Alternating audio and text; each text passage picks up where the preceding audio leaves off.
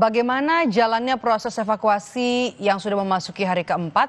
Kami juga sudah terhubung bersama dengan Emi Freezer, Kasubdit Pengarahan dan Pengendalian Operasi Bencana dan Kondisi Membahayakan Manusia Basarnas. Pak Freezer, selamat petang dengan Maidop. Selamat petang, Pak Maido. Oke, Pak, update terkini, Pak, apakah hari ini ada korban yang kembali ditemukan dan ini sudah memasuki hari keempat? Upaya pencarian yang dilakukan hari ini dibandingkan dengan hari kemarin, apa saja, Pak? Baik, terima kasih. Mohon izin kami menyampaikan bahwa untuk proses evakuasi korban-korban yang terdampak akibat runtuhnya bangunan pondok pesantren di Sidoarjo ini, kami sampaikan hingga jam 11.30 kita menggunakan metode yang berbeda pendekatannya dengan metode 3 hari sebelumnya. Di mana 3 hari sebelumnya kita menggunakan metode rescue evacuation dengan menggunakan manual, kita tidak menggunakan peralatan-peralatan yang memberikan dampak rambatan getaran yang signifikan, karena alat yang kita gunakan sebagian memberikan getaran yang memberikan dampak perubahan pada struktur bangunan yang sangat-sangat tidak stabil.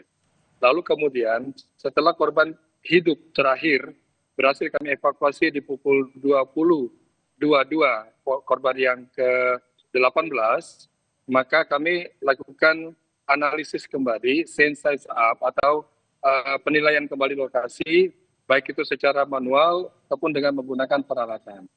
Kami laksanakan selama 3 kali pengulangan dengan harapan bisa mendapatkan variabel penilaian yang berbeda. Namun ternyata di 3 kali waktu yang kita laksanakan mulai dari 23.30, 01.30 dan 07.00, hasil yang kami dapatkan semuanya flat atau tidak ada tanda-tanda kehidupan yang dapat tertangkap oleh alat deteksi ataupun respon balik saat kami memanggil korban-korban yang terjebak ataupun yang diperkirakan terjebak di dalam bangunan, selain dari 7 korban yang sudah pasti posisinya diketahui dan memang memerlukan pemindahan puing-puing untuk dapat dievakuasi.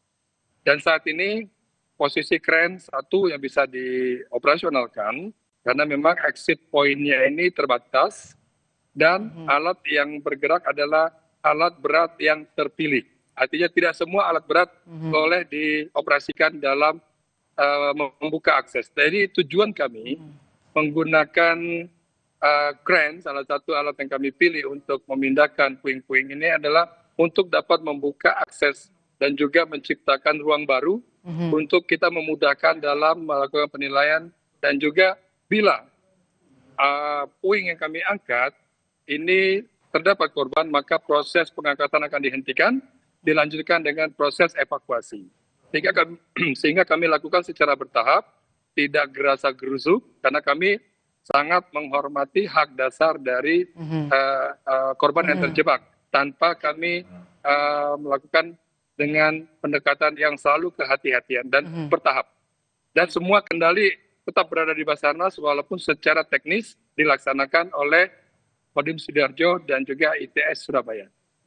Ini sangat jelas dan juga kita sepakat harus ekstra hati-hati, termasuk juga pemilihan alat berat yang digunakan tim SAR untuk nanti bisa memindahkan puing-puing reruntuhan, sekaligus juga apabila nanti masih ada harapan korban yang terjebak bisa ditemukan.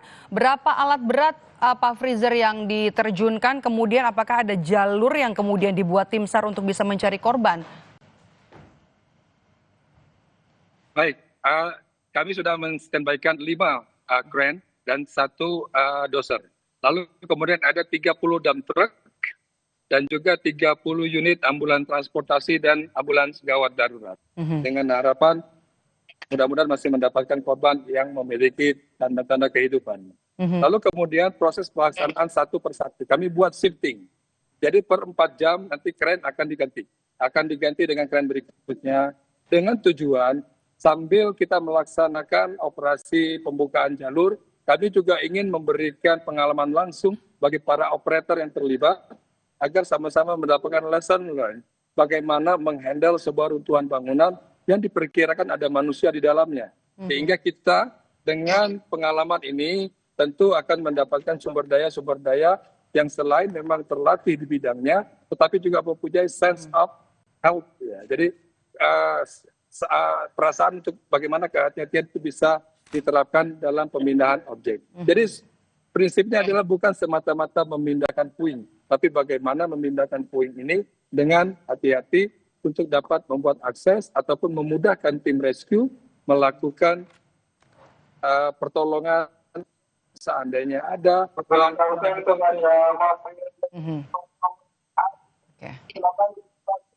Sebentar Pak, lagi ada pengumuman. Ya, silakan Pak. Pak Freezer, ini juga kan yang tadi Anda sebutkan harus ada ekstra hati-hati karena ini bukan hanya soal memindahkan puing, tapi juga bagaimana agar bisa setelah ada proses pemindahan diharapkan juga bisa menemukan korban. Selain itu apalagi kemudian tantangan yang dihadapi oleh tim SAR dalam proses evakuasi? Mohon maaf Pak, saya tidak bisa mendengar suaranya karena ini speakernya terlalu besar. Dia bisa ditahan sebentar kah? Oke. Baik. Pak Freezer? Siap. Ya, singkat saja, Bapak, ini juga tentu masih ada harapan dari 59 keluarga dari santri yang masih dinyatakan hilang. Masih adakah deteksi kehidupan hingga dengan sore ini, Pak Freezer? Untuk harapan harus selalu kita tingkatkan. Karena dengan berbaik sangka insya Allah kita akan diberikan jalan. Ini adalah ikhtiar kita. Ikhtiar yang kita lakukan secara bersama-sama, secara kolektif dari semua lapisan.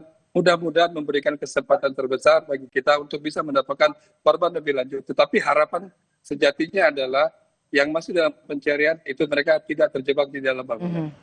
Dan tetap mengedepankan positive thinking dengan pengharapan betul kepada Tuhan yang Maha Esa. Baik, terima kasih Pak Emi Freezer, Kasubdit RPDO KMM Basarnas sudah bergabung bersama kami. Selamat bertugas kembali, Pak Freezer. Terima kasih Pak Ebo.